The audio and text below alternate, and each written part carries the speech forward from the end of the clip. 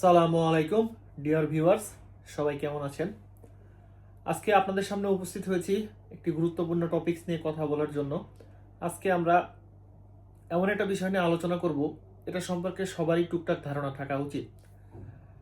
আমাদের এই যে শরীরটা আল্লাহ তাআলা তৈরি করে দিয়েছেন, এই শরীরটা আমরা যখন মায়ের পেটের ভিতরে থাকি তখন যে হার্টবিট চালু হয়, মৃত্যুর আগ পর্যন্ত আমাদের হার্টবিট চলতে থাকে। আমরা জাস্ট ছোট একটা উদাহরণ দিই, সেটা হচ্ছে আমরা যখন কোনো মোটরসাইকেল কিনি অথবা কোনো গাড়ি কিনি, আমরা কিন্তু চেষ্টা করি 3 মাস 6 মাস পর পর গাড়িটা সার্ভিসিং করানোর জন্য। আমরা চেষ্টা করি গাড়িটার অয়েল ফিল্টার চেঞ্জ করার জন্য, আমরা চেষ্টা করি গাড়িটার মোবিল চেঞ্জ করার জন্য। আমরা এগুলি কেন করি? এগুলি করার উদ্দেশ্য আমাদের একটাই, যেন গাড়িটা আমাদের লং টাইম সার্ভিস দেয়, গাড়িটাতে যেন কোনো সমস্যা না হয়। ঠিক সেম ভাবে আল্লাহ তাআলা যে আমাদের শরীর তৈরি করে দিয়েছেন, আমাদের কিন্তু একটা নির্দিষ্ট এজ পর্যন্ত আমরা ভালোই থাকি। আমাদের কিন্তু উচিত অ্যাটলিস্ট 40+ যখন আমাদের এজ হয়ে যাবে তখন রেগুলার রুটিন একটা চেক আপের ভিতরে থাকা। কারণ কখন কোন রোগ শরীরে বাসা বাঁধবে এটা কিন্তু আমরা চেক আপ ছাড়া হঠাৎ করে বলতে পারবো না। ইংলিশে একটা কথা আছে, disease that grow silently without early pain or symptom. কথাটা বোঝায় বলি, কোনো কোনো রোগ সাইলেন্টলি আসে, কোনো পেইন আর সিমটম বাদেই আপনার শরীরে চলে আসবে। আজকে আমাদের আলোচনার বিষয় এই রোগগুলি, যে রোগগুলি আমাদের শরীরে কোনো ধরনের সিমটম ছাড়া এবং কোনো ধরনের পেইন না দিয়ে আমাদের শরীরে চলে আসবে। এটা ধরার একমাত্রই অপশন হচ্ছে স্ক্রিনিং। 40 ইয়ার্সের পরে আপনার 6 মাস বা 1 বছর পর পর রুটিন পরীক্ষা নিরীক্ষাগুলো করা উচিত। আমরা শুরু করে দিই মূল আলোচনায়। এই রোগগুলির ভিতরে সর্বপ্রথম যেটা রয়েছে, খুব ভয়ঙ্কর, আমরা যেটাকে পাত্তা দিই না, সেটা হচ্ছে ডায়াবেটিস মেলাইটাস। এই ডায়াবেটিস মেলাইটাস আপনার শরীরে বাসা বাঁধলে আপনি প্রথম দিকে কোনো সিমটমই পাবেন না। Often no pain in early stage. Early স্টেজে কোনো পেইন থাকবে না এবং কোনো সেরকম সিমটমও থাকবে না যে আপনি বুঝতে পারবেন যে আপনার ডায়াবেটিস হচ্ছে। তাহলে এই ডায়াবেটিসটা ধরার একটাই অপশন, 40 ইয়ার্সের পরে আপনাকে রেগুলার ডায়াবেটিস চেক করা উচিত। অ্যাটলিস্ট 6 মাস বা 1 বছর পর পর স্ক্রিনিং করা উচিত। এরপরে আর একটা রোগ, এটা 40-এর আগেও অনেক সময় হয়ে যায়, 40-এর পরে হওয়ার সম্ভাবনা আরো বেড়ে যায়, সেটা হচ্ছে ব্লাড প্রেশার বা হাইপার টেনশন।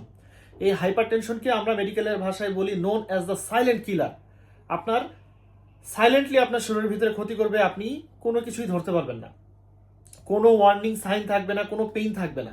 সুতরাং আপনাকে এই হাইপারটেনশনের হাত থেকে বাঁচার জন্য রেগুলার ব্লাড প্রেশার মনিটর করা উচিত। 40-র পরে অবশ্যই মাসে একবার ব্লাড প্রেশার মাপা উচিত। যদি দেখা যায় যে ব্লাড প্রেশার একটা রিডিং বেশি আসছে, তাহলে আপনাকে অ্যাটলিস্ট টানা 7 দিন ব্লাড প্রেশার মনিটর করা উচিত। 7 দিনের যে ডাটা, আপনার 7 দিনের ব্লাড প্রেশার যত হয়েছে এটা লেখা উচিত, লিখে একজন ডক্টরের কাছে যাওয়া উচিত।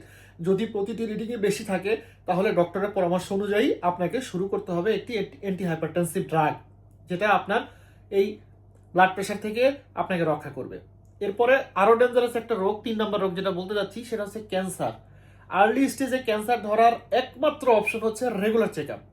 এখন কিন্তু বর্তমান যুগে আমরা যা খাচ্ছি তা কিন্তু কোনোটাই আমরা একদম আগের যুগের মতো বিশুদ্ধ খেতে পারছি না, সবকিছুর ভিতরেই ভেজাল। সুতরাং এখন ক্যান্সার রোগীর সংখ্যা কিন্তু আগের থেকে অনেক বেড়ে গেছে। এই ক্যান্সার থেকে বাঁচার একমাত্র উপায় রুটিন চেক আপ।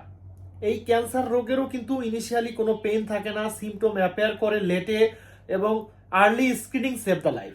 আপনি যদি 40-এর পর থেকে রেগুলার 6 মাস 1 বছর পর পর রেগুলার হেলথ চেক আপ করেন, তাহলে ক্যান্সারের আর্লি স্টেজ ধরতে পারবেন, ক্যান্সারকে আপনি প্রিভেন্টও করতে পারবেন।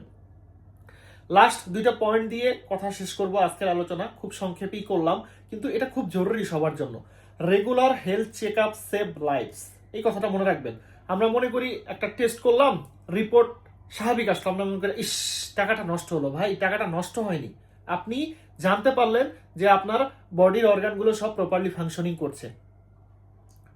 এবং একটা কথা দিয়ে আজকের টপিকটা শেষ করব, আপনারা 40-এর পর থেকে চেষ্টা করবেন সবাই রেগুলার হেলথ চেক আপ করতে। 6 মাস পর পর করতে পারলে ভালো, অথবা 1 বছর পর পর অবশ্যই করা উচিত।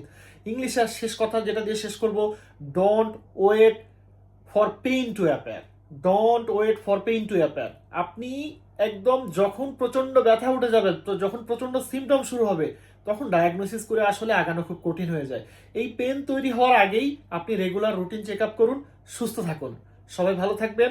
যে কোনো ছোটখাটো বিষয়ে যদি কোনো প্রয়োজন হয়, আমার হোয়াটসঅ্যাপ নাম্বারে যোগাযোগ করবেন, আমার পেজে মেসেজ দিতে পারেন, আমি যতটুকু পারি আপনাদের সাহায্য করব। আজকে এ পর্যন্তই, আবার সামনে দেখা হবে নতুন কোনো টপিক নিয়ে। Sign out.